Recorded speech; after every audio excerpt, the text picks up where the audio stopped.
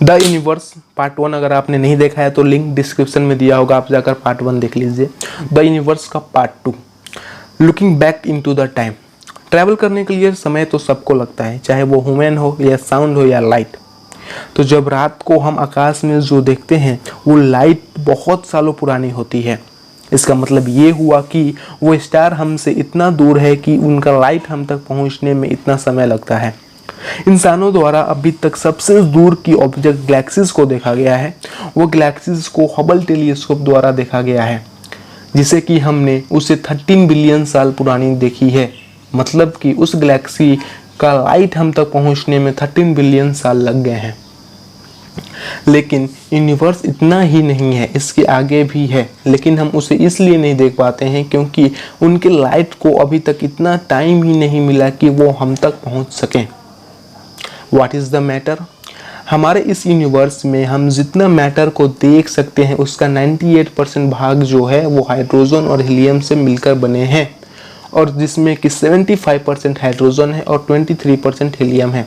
अब आपके मन में ये सवाल आया होगा कि ये जो ऑब्जर्वेबल यूनिवर्स है या जो यूनिवर्स को हम देख सकते हैं ये क्या है? चलिए बताता हूँ। जितने फोर्स से स्टार और गैलेक्सीज ग्रेविटी द्वारा खींचे जाते हैं उतना मैटर तो दिखता ही नहीं है। तो जब इतना ज़्यादा मैटर ही नहीं है तो इतना ग्रेविटेशनल फोर्स स्टार और गैलेक्सीज पर कैसे लग रहे हैं? तो एस्ट्रोनॉमर्स का ये मानना है कि इस यूनिवर्स में डार्क मैटर है जो कि हम देख नहीं सकते हैं, लेकिन वो गैलेक्सीज और स्टार पर इन ग्रेविटेशनल फोर्स लगा रहे हैं। हम उन्हें इसलिए नहीं देख सकते हैं क्योंकि वो लाइट को ना ही तो इमिट करते हैं और ना ही तो लाइट को रिफ्लेक्ट करते हैं। एस्ट्रोनॉमर्स का ये भी मानना है कि इस यूनिवर्स में डार्क मैटर के साथ डार्क एनर्जी भी है जो कि इस यूनिवर्स को बढ़ाने में बहुत मदद करता है, और हम उससे भी नहीं देख सकते हैं।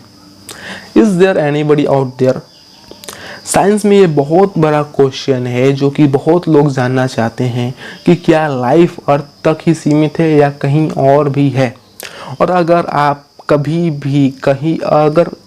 है तो क्या वहाँ इंटेलिजेंट बींग्स डेवलप्ड हो गए हैं? मीन्स अगर कहीं लाइफ एग्जिस्ट करता भी है अर्थ के अलावा, तो जैसे कि हमारा जो अभी ह्यूमन बींग्स का जो लेवल आया है वो धीरे धीरे एवोल्यूशन पे आया है, धीरे धीरे डेवलपमेंट हुआ है जो हमारे लिविंग ऑर्गेनिज्म थे। तो अगर लाइफ अर्थ के अलावा कहीं और एग्जिस्ट करता है तो वहाँ अभी जैसे अर्थ पे ह्यूमन बींग्स मतलब इंटेलिजेंट बींग्स डेवलप हो चुके हैं, क्या वहाँ भी उस तरह के इंटेलिजेंट बींग्स डेवलप हो गए हैं, या केवल वहाँ पर ऐसे लिविंग ऑर्गेनिज्म है जो पेड़ पौधे हैं उस तरह के हैं? तो इसके लिए साइंटिस्ट को एक प्रोजेक्ट तय करना होगा जिसमें कि अगर कोई कभी भी कहीं भी किसी भी तरह के सिग्नल अगर अर्थ के अलावे कहीं से ही आए तो उसको सुन सके और उसको देख सके, और स्टार को मैसेज भेजना होगा कि अगर कोई एलियंस है तो हमारे अस्तित्व के बारे में जान सके। अर्कीबो मैसेज 1974 में साइंटिस्ट बहुत बड़े अर्कीबो रेडियो टेलीस्कोप का यूज़ किया था यूएस के प्यूर्टो रिको नाम के जगह पर अपने मैसेज को स्टार क्लस्टर AM13 तक पहुंचाने के लिए। स्टार क्लस्टर के बारे में बात करेंगे इसी वीडियो में आगे। इस मैसेज में ह्यूमन बींग्स को रिप्रेजेंट किया गया था और हमारे बेस 10 काउंटिंग सिस्टम मतलब 0 से 9 काउंटिंग सिस्टम को रिप्रेजेंट किया गया था, डीएनए मॉलिक्यूल को रिप्रेजेंट किया गया था और सोलर सिस्टम को रिप्रेजेंट किया गया था। ऐसा माना जाता है कि साइंटिस्ट ने अपने डेवलप टेक्नोलॉजी को साबित करने के लिए ये किया था, ज़्यादा फोकस उसी पे किया था और फोकस उनका ये कम था कि वो एलियन से कांटेक्ट कर सकें। Pioneer plague robotic space craft pioneer 10 और पायोनियर 11 ने 1973-74 में जुपिटर और सैटर्न का विजिट किया था, फिर गहरे स्पेस में चले गए। अगर भविष्य में कभी भी एलियंस इस स्पेस क्राफ्ट को स्पेस में खोजने में सक्षम होते हैं तो उन्हें एक सोने की बनी हुई पट्टिका मिलेगी जिसमें कि धरती से भेजे गए मैसेज छपी होंगी।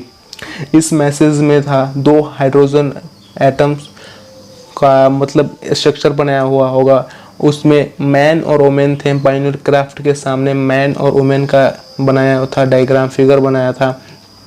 Position of sun in milky way को दर्शाया गया था और plan of solar system with pioneer flight path. SETI, astronomer एक सेटी नाम के प्रोजेक्ट से जुड़े हुए हैं जिसका कि फुल फॉर्म है search for extra terrestrial intelligence.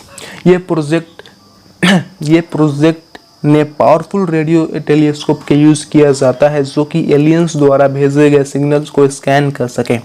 इस प्रोजेक्ट पर साइंटिस्ट 1960 से काम कर रही है लेकिन अभी तक किसी भी तरह का सिग्नल्स नहीं मिला है सिवाय कुछ अफवाहों के। द स्केल ऑफ स्पेस, ये यूनिवर्स इतना बड़ा है कि बिना बहुत सारे स्केल के इसके साइज को मेजर करना मुश्किल है। जब इतना बड़ा स्पेस है तो डिस्टेंस को मेजर करने के लिए किलोमीटर काफ़ी नहीं होगा, इसलिए एस्ट्रोनॉमर्स भी लाइट का यूज़ करते हैं मापदंड के तौर पे। लाइट इतना फास्ट है कि वो हमारे अर्थ को 1 सेकेंड में 7.5 टाइम्स चक्कर लगा सकता है। Earth and moon, earth 12,756 kilometre wide है। हमारे जो सबसे नज़दीक पड़ोसी है इस सोलर सिस्टम में, इस यूनिवर्स में, वो है मून जो कि हमसे 3,84,000 किलोमीटर दूरी पर है। सोलर सिस्टम 8 ग्रहों का सन फैमिली 9 बिलियन किलोमीटर में फैला हुआ है। स्टेलर नेबरहुड, सन से सबसे नज़दीकी स्टार है प्रॉक्सिमा सेंचुरी जो कि 4 लाइट ईयर हमसे दूरी पर है। इसका मतलब ये है कि अगर सन से लाइट के स्पीड से ट्रैवल करना शुरू किया जाए तो प्रॉक्सिमा सेंचुरी तक पहुंचने में हमें 4 साल लगेंगे। अगर हम लाइट के स्पीड से ट्रैवल करना शुरू करेंगे तो लाइट का स्पीड क्या है? 3 लाख किलोमीटर पर सेकेंड, 3 लाख मीटर पर सेकेंड, सॉरी। प्रॉक्सिमा सेंचुरी तक पहुंचने में हमें 4 साल लगेंगे। सन से 50 लाइट ईयर दूरी पर में लगभग 2000 स्टार्स हैं। ये हमारा स्टेलर नेबरहुड बनाता है जो कि एक बहुत ही छोटा सा भाग है इस मिल्की वे गैलेक्सी का। आपको पता होगा कि हम मिल्की वे गैलेक्सीज में रहते हैं। अब आप बात करते हैं मिल्की वे गैलेक्सी का। मिल्की वे गैलेक्सीज बहुत बड़ा क्लाउड है 200 बिलियंस ऑफ स्टार्स का। इसके शेप का बात करें तो सेंटर में ऊपर की ओर निकला हुआ है और पूरे चारों ओर फ्लैट डिस्क के शेप से पूरे चारों ओर फैला हुआ है। इसका मेजरमेंट की बात करें तो 10,000 लाइट ईयर फैला है फ्लैट डिस्क की ओर और 2000 लाइट ईयर गहरा है सेंटर में।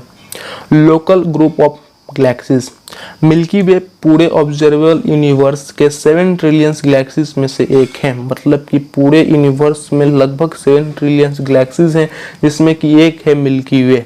सारे गैलेक्सीज क्लस्टर नाम के एक ग्रुप में रहता है। जितने भी गैलेक्सीज हैं वो एक ग्रुप में रहते हैं जिसको कि हम क्लस्टर बोलते हैं, जो कि एक दूसरे के साथ ग्रेविटी के कारण अटैच्ड हैं।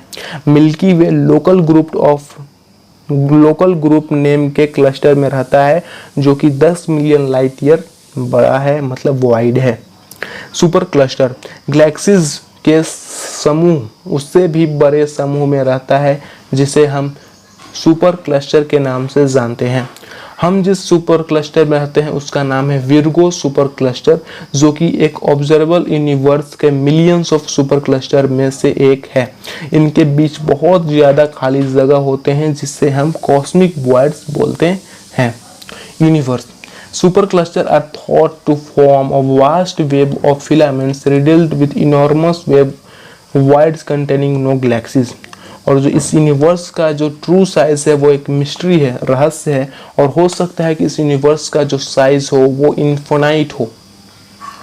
तो अगर वीडियो अच्छी लगे तो वीडियो को लाइक करें, शेयर करें और चैनल को सब्सक्राइब ज़रूर कर लें। और ऐसे ही नॉलेजफुल वीडियो के लिए हमारे चैनल से जुड़े रहें। Thank you.